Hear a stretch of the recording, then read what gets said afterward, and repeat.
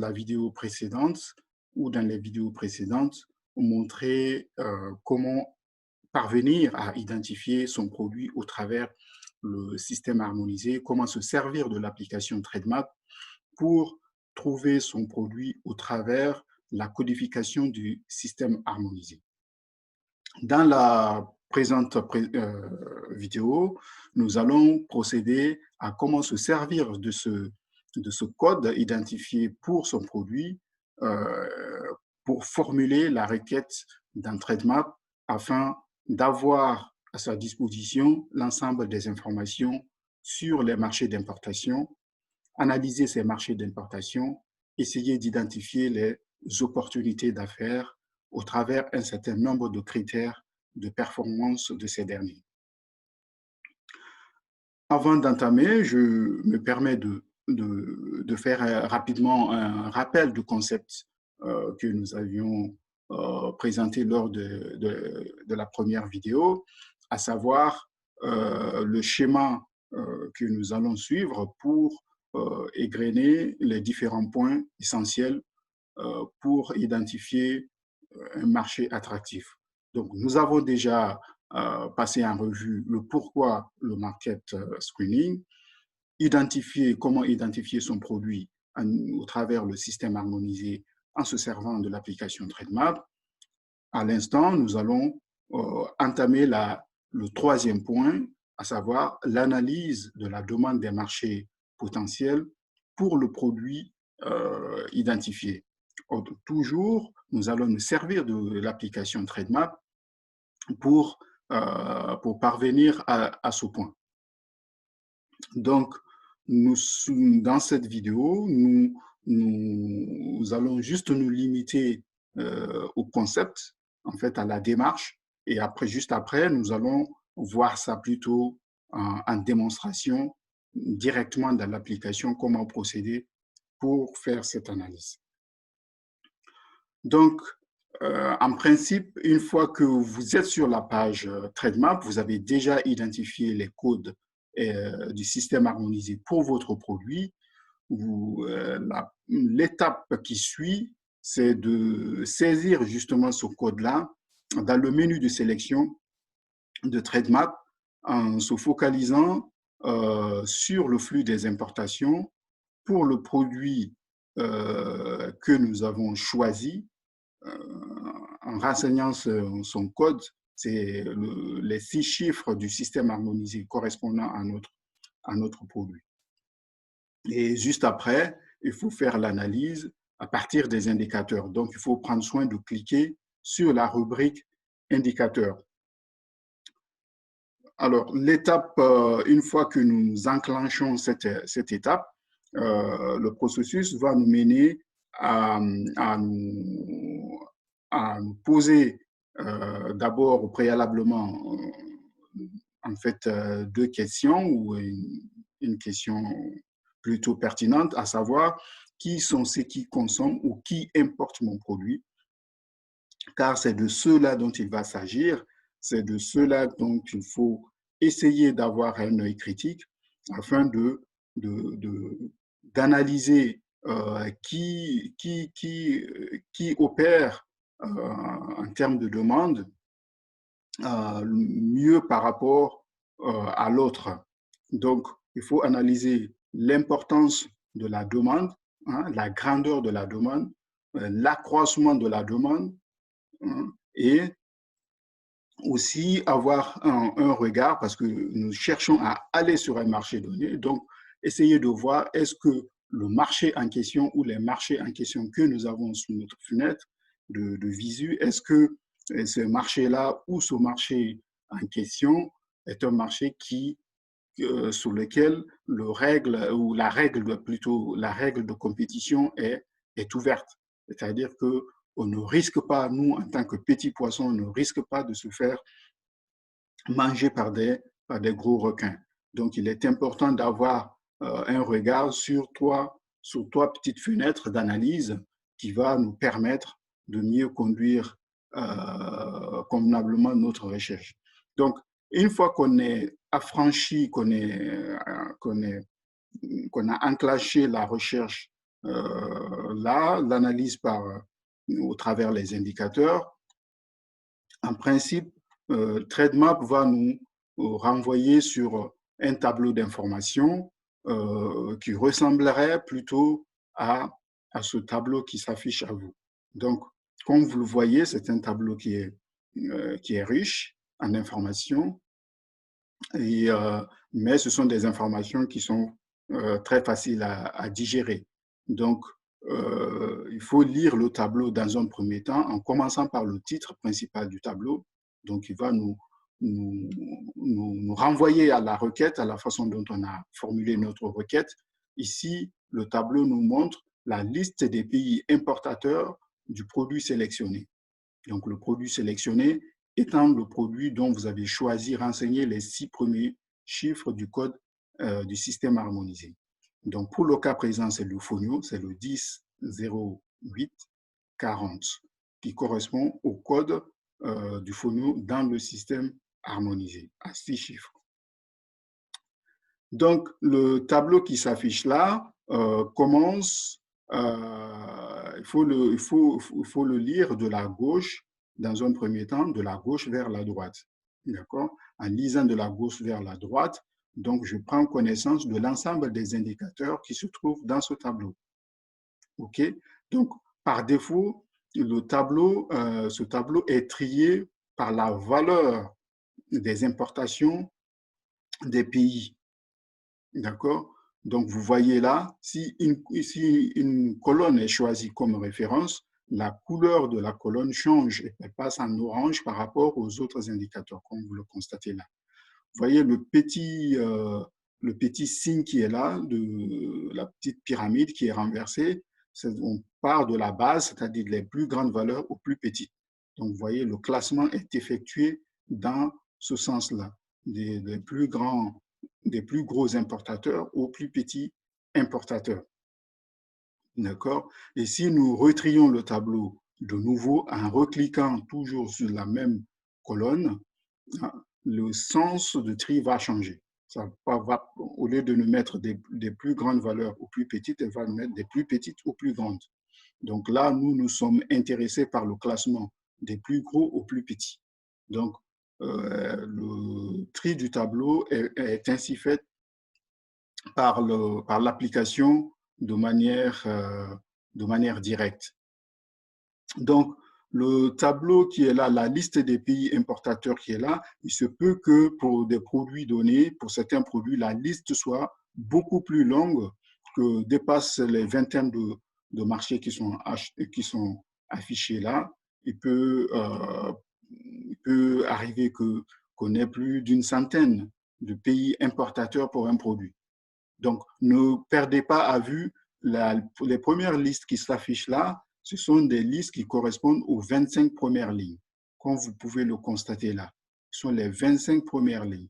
Alors, pour pouvoir afficher l'ensemble des pays, nous le verrons tout à l'heure en direct, on a la possibilité d'accroître le nombre de lignes à afficher sur la page. Donc, en cliquant là et en cliquant sur la valeur la plus maximale, afin que tous les pays soient affichés devant vous. Alors, comment lire ces colonnes? Le SH6, la première colonne est le SH8. SH8, ça veut dire, ici, si vous cliquez sur les plus qui sont devant chaque marché ici, vous verrez la composition en produits que ce marché-là importerait. D'accord? Si je clique là, l'application va me montrer quels sont les produits que ce marché importe dans cette section, dans la section des produits 10.08. D'accord? C'est ce que cette information va nous renseigner. Pour l'instant, nous ne sommes pas intéressés à aller sur ces détails, donc on ne va pas nourrir notre curiosité à ce niveau. La deuxième colonne, c'est le nom des pays qui importent, d'accord, sur notre produit sélectionné. Et comme vous le constatez là, c'est la France, les États-Unis, Royaume-Uni, Lituanie, Nigeria, ainsi de suite, en ce qui concerne en tout cas pour l'année, pour les données 2018, c'est ce classement-là qu'on avait. Mais dans TradeMap, on verra que les données ont été actualisées. Nous travaillerons plutôt sur les données 2019. La troisième colonne, c'est la colonne des valeurs importées. Hein, la valeur importée nous montre l'importance du marché en termes de valeur marchande importée par ce pays-là. Donc, plus le pays ses importations sont fortes en valeur, plus les pays apparaissent en tête de peloton. La deuxième colonne, c'est la balance commerciale. La balance commerciale, c'est une opération comptable qui correspond à l'opération, la valeur des exportations moins la valeur des importations. Donc, c'est la différence entre la valeur que ce pays exporte vers le reste du monde et moins ce qu'ils importent, c'est-à-dire les 85. Ici, on constate que peut-être le pays n'exporte pratiquement pas, peut-être à quelques milliers de dollars pour le produit fonio, d'accord, certainement d'autres produits dérivés. Et là, quasiment, la balance commerciale, elle est négative. Donc, comme c'est X moins exportation moins importation, si les valeurs des exportations sont faibles face aux importations, le signe devient négatif. Et quand le signe est négatif, la valeur est coloriée en rouge. Pour plus d'informations, vous pouvez cliquer sur le petit i qui est juste à côté du libellé de la colonne et vous allez avoir une fenêtre explicative concernant cette variable. La quatrième colonne, c'est la quantité. La quantité ici, c'est le volume du commerce en poids échangé par le pays importateur. Le pays importateur, la France, a importé 100 tonnes hein, en marchandises pour ce produit fonio, dont la valeur marchande correspond à 85 multiplié par 1000, parce que l'échelle ici est en milliers. Donc 85 000 dollars. Les 100 tonnes importées par la France ont un équivalent, correspondent à une valeur marchande de 85 000 dollars. La valeur unitaire ici, comme son nom l'indique, plutôt son unité, c'est la valeur monétaire par quantité de marchandises importées. Donc, c'est le rapport ou la division de cette colonne par cette colonne. La colonne des valeurs, on divise la colonne des valeurs par la colonne des quantités. Alors, les 850 correspondent tout simplement aux 85 000 divisé par 100. D'accord? Et si on prend par exemple un cas le plus trivial, le cas le plus trivial correspondrait tout simplement à cette valeur qui est là pour le Canada, 7 divisé par 7000 divisé par 1, c'est bien 7000. Donc, vous voyez, l'opération est facile à voir. Et, ou bien 3000 divisé par 1, c'est toujours 3000. Donc, la colonne valeur unitaire correspond à la division des valeurs de la colonne des valeurs divisée par la valeur des colonnes des quantités. Nous verrons, nous expliquerons un tout petit peu quelques nuances qu'il y a entre une valeur unitaire et un prix du produit. Donc, à ce stade, il faut juste retenir comment cette information-là, cette colonne, que signifie cette variable ou comment on l'obtient. Donc, encore une fois, pour comprendre son explication, pour avoir les premiers éléments en tout cas, vous pouvez cliquer sur le petit i qui se trouve juste à côté du descriptif de la colonne, et puis une fenêtre d'explication va vous être proposée pour enrichir votre connaissance. La colonne, donc les colonnes qui sont là, valeur, balance commerciale, quantité et valeur unitaire, ce sont des informations qui sont calculées ponctuellement par rapport à une année donnée. Donc, ici, la valeur et la quantité traduisent en fait la taille du marché. Ici, l'ensemble du tableau est trié par valeur, mais nous aurions pu aussi regarder, analyser la taille par la quantité. D'accord? Donc, si vous faites le tri ou à regarder de près, vous verrez que les valeurs sur la quantité ici changent, d'accord, si nous avions trié le tableau par quantité. Donc, vous voyez que sur la liste qui s'affiche ici, le pays qui a la deuxième valeur la plus élevée en quantité, c'est toujours les États-Unis après la France, suivi de la Roumanie. D'accord? Donc, nous n'allions pas avoir les Royaumes-Unis ou la Lituanie qui vont se classer juste derrière la France et les États-Unis, mais ça aurait plutôt la Roumanie juste derrière les États-Unis. Donc, nous verrons cela aussi en détail dans la démonstration. Donc, ces colonnes qui sont là, la valeur, la balance commerciale, la quantité et la valeur unitaire, représentent la dimension que l'on va nommer la dimension taille, d'accord, et traduisent la taille du marché. Après, juste après, il y a un autre lot d'indicateurs qui sont cette fois-ci calculés sur une période.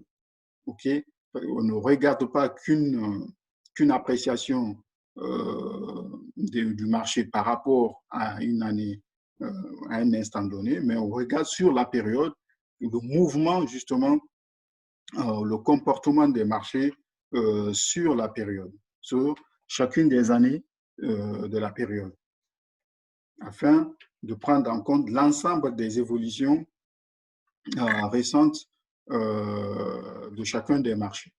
Pour capter cette information, nous servons de l'indicateur taux de croissance. Donc, là aussi, il y a, par rapport aux deux agrégats mentionnés tantôt, la valeur et la quantité, les taux de croissance sont calculés par rapport à la fois à la valeur, mais aussi par rapport à la quantité. Donc, nous avons cette seconde dimension qui est qui traduit en fait le rythme avec lequel cette taille, le pays a réussi à atteindre cette taille. Est-ce que la France a atteint cette taille en l'espace de quelques années, en tout cas avec un rythme beaucoup plus soutenu, ou bien avec un faible rythme? D'accord? Comparativement aux États-Unis, on voit que le taux de croissance en valeur pour la France, elle a été sur la période 2014 à 2018, elle a été de 3% annuellement. Alors que pour les États-Unis, on constate que le taux de croissance par rapport à la France est beaucoup, beaucoup élevé. Il est de 72% annuellement. Donc, le rythme d'accroissement, la demande a été beaucoup plus rapide, hein, l'accroissement de la demande a été beaucoup plus rapide sur le marché états-unien que sur le marché français. D'accord? Donc, le constat est aussi observable à la fois sur la croissance en valeur et en quantité, si on les compare à ceux réalisés, enregistrés par la France. Donc, et d'autre part, il y a aussi un indicateur supplémentaire ou complémentaire à la valeur toujours sur les taux de croissance, qui vient ici en complément à l'information donnée sur les périodes. Constaterez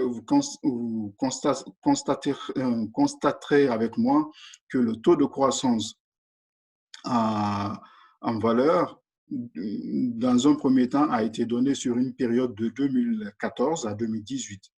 Et sur la seconde période, elle a été donnée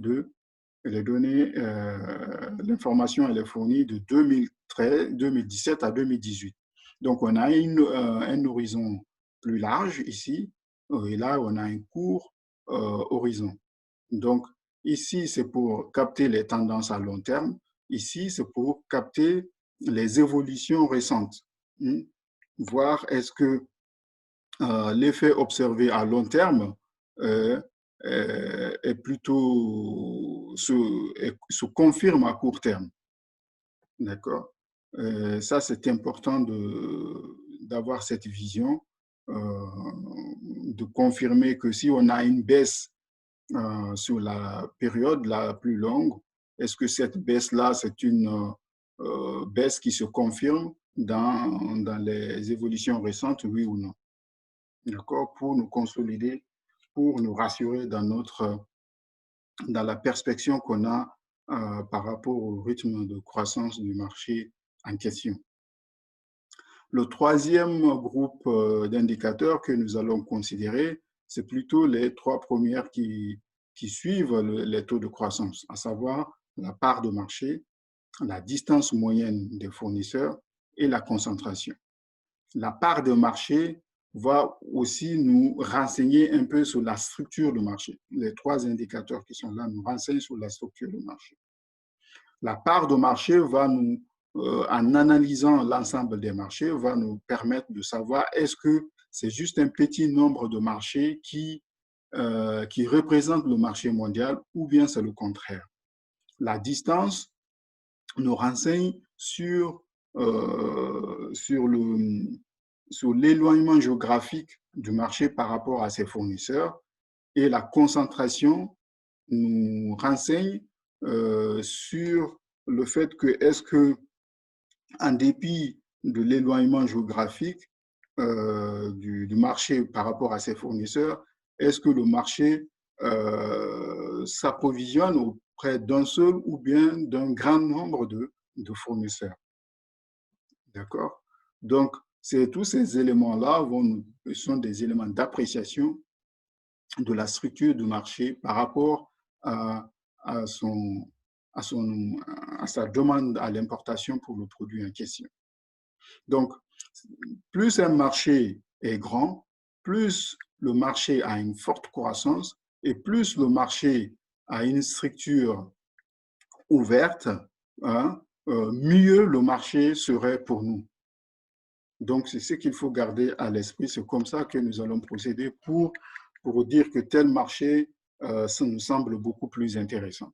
Donc, plus le marché est grand, plus il a une forte croissance par rapport à cette taille, hein, et plus il est ouvert aux fournisseurs sur son marché, plus intéressant serait ce marché par rapport au développement futur de nos exportations sur les marchés locaux de ce marché d'importation.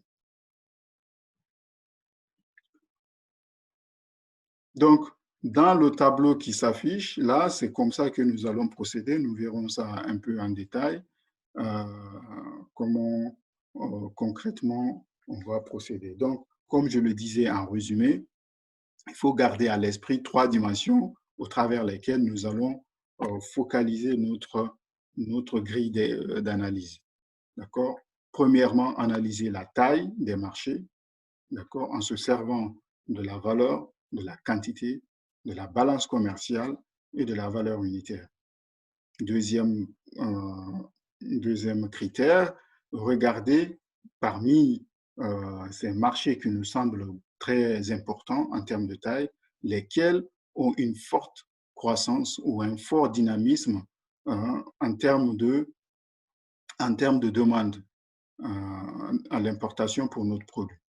Et en troisième grille d'analyse, c'est de voir est-ce que ces marchés en question pour lesquels nous avons un bon positionnement en termes de taille et de croissance, est-ce que ce sont des marchés qui sont ouverts, hein, à n'importe quel fournisseur au travers le monde. Notamment, est-ce que nous avons de la chance à aller compétir face à d'autres fournisseurs sur ce marché-là. Donc, plus on a un bon classement ici, un bon classement là et un bon classement là, mieux le marché nous semble attractif. Donc, l'ensemble de ces trois dimensions va nous permettre de choisir ou de nous rapprocher de ces marchés-là pour approfondir pour notre sélection. Donc, je vais m'arrêter là et nous allons nous retrouver d'un instant à l'autre dans TradeMap afin de pratiquer tout ça ensemble. D'accord? Dans un premier temps, nous allons regarder indicateur par indicateur, comprendre ce que chaque indicateur voudrait dire et comment l'interpréter. Dans un deuxième temps, penser au regroupement des dimensions afin de procéder à une analyse combinée des indicateurs pour en tirer une information synthétique nous permettant de discriminer un marché par rapport à un autre. Donc, je vais m'arrêter là. Je vous remercie pour votre attention. À bientôt dans TradeMap. Au revoir.